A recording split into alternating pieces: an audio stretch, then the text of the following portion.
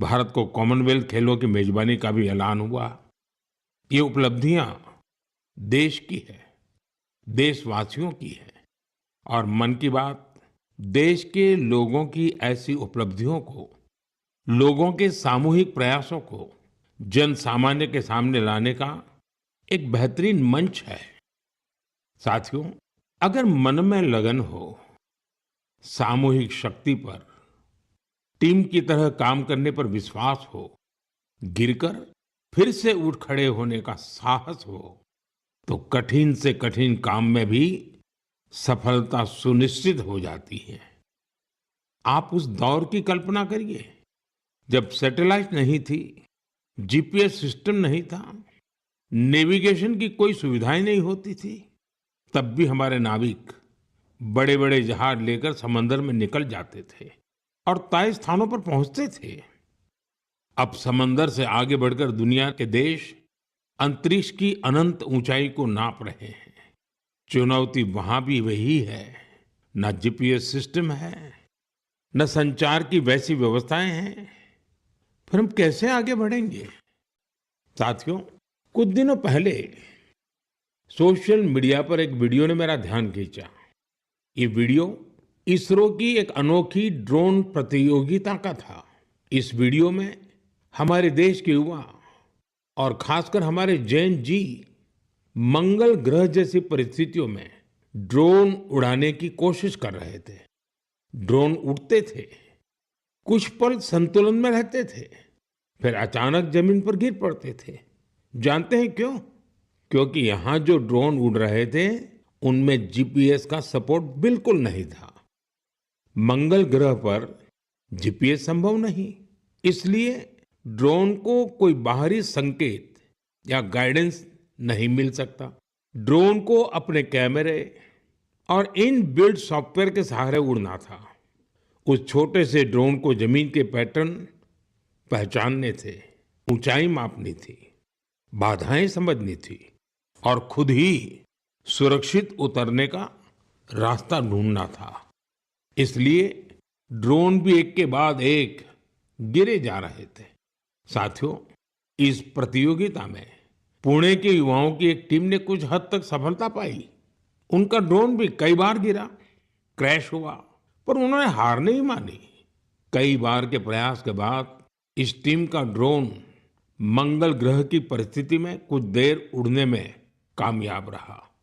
साथियों, ये वीडियो देखते हुए मेरे मन में एक और दृश्य उभर आया।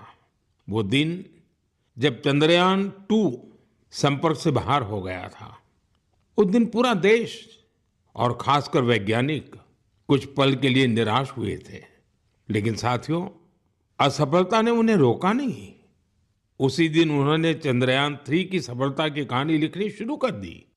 यही कारण है कि जब चंद्रयान-3 ने सफल लैंडिंग की तो वो सिर्फ एक मिशन की सफलता नहीं थी, वो तो असफलता से निकलकर बनाए गए विश्वास की सफलता थी। इस वीडियो में जो युवा दिख रहे हैं, उनकी आंखों में मुझे वही चमक दिखाई दी। हर बार जब मैं हमारे युवाओं की लगन और वैज्ञानिकों के समर्पण को देखता हूं, तो मन उत्साह से भर जाता है। युवाओं की यही लगन विकसित भारत की बहुत बड़ी शक्ति है।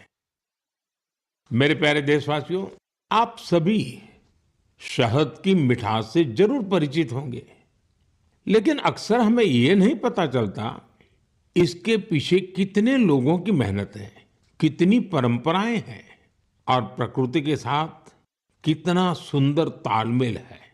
साथियों, जम्मू कश्मीर के पहाड़ी इलाकों में वन तुलसी यानी सुलाई के फूलों से यहाँ की मधुमक्खियां बेहद अनोखा शहद बनाती हैं।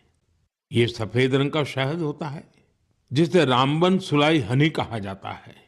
कुछ वर्षों पहले ही रामबन सुलाई हनी को जीआई टैग मिला है। इसके बाद इस शहद की पहचान पूरे देश में बन रही है। साथियों, दक्षिण कन्नड़ा जिले के पुत्तूर में वहां की वनस्पतियां शहद उत्पादन के लिए उत्कृष्ट मानी जाती हैं। यहाँ ग्रामजन्य नाम की किसान संस्था इस प्राकृतिक उपहार को नई दिशा दे रही हैं। ग्रामजन्य ने यहाँ एक आधुनिक प्रोसेसिंग यूनिट बनाया। लैब, बॉटलिंग, स्टोरेज और डिजिटल ट्रैकिंग जैसी सुविधाएं जोड़ी गई। अब यही शहद ब्रांडेड उत्पाद बनकर गांवों से शहरों तक पहुंच रहा है।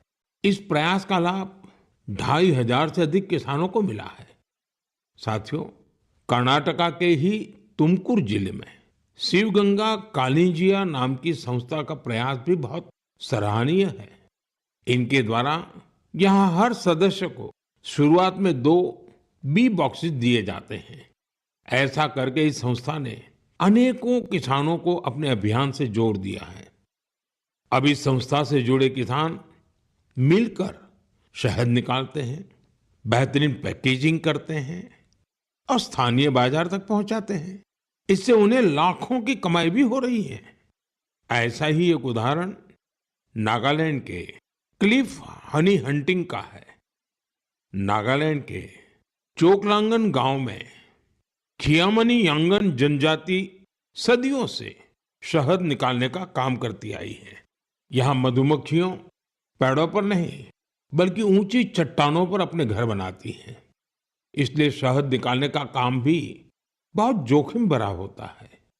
इसलिए यहाँ के लोग मधुमक्खियों से पहले सौम्यता से बात करते हैं, उनसे अनुमति लेते हैं, उन्हें बताते हैं कि आज वे शहद लेने आए हैं। इसके बाद शहद निकालते हैं। साथियों, आज भारत हनी प्रोडक्शन में नए रिकॉर्ड बना रहा है। 11 साल पहले देश में हनी का उत्पादन 74,000 मैट्रिक टन था। अब ये बढ़कर 1.5 लाख मैट्रिक टन से भी ज्यादा हो गया है। बीते कुछ वर्षों में शहद का एक्सपोर्ट भी 3 गुना से ज्यादा बढ़ गया है। हनी मिशन कार्यक्रम के तहत खादी ग्रामोद्योग ने भी 2.25 लाख से ज्यादा बी बॉक्सेस लोगों में बांटे हैं। इससे हजारों लोगों को रोजगार के नए अवसर मिले हैं। यानी देश के अलग अलग कोनों में शहद की मिठास भी बढ़ रही है और ये मिठास किसानों की आय भी बढ़ा रही है। मेरे प्यारे देशवासियों, हरियाणा के कुरुक्षेत्र में महाभारत का युद्ध हुआ था, ये हम सभी जानते हैं। लेकिन युद्ध के इस अनुभव को अब आप वहां महाभारत अनुभव केंद्र में भी साक्षात महसूस कर सकते हैं। इस अनुभव केंद्र में महाभारत की गाथा को 3D light and sound show और डिजिटल टेक्निक से दिखाया जा रहा है। 25 नवंबर को जब मैं कुरुक्षेत्र गया था तो इस अनुभव केंद्र के अनुभव ने मुझे आनंद से भर दिया था। साथियों, कुरुक्षेत्र में ब्रह्म सरोवर पर आयोजित अंतर्राष्ट्रीय गीता महोत्सव में शामिल होना भी मेरे लिए बहुत विशेष रहा।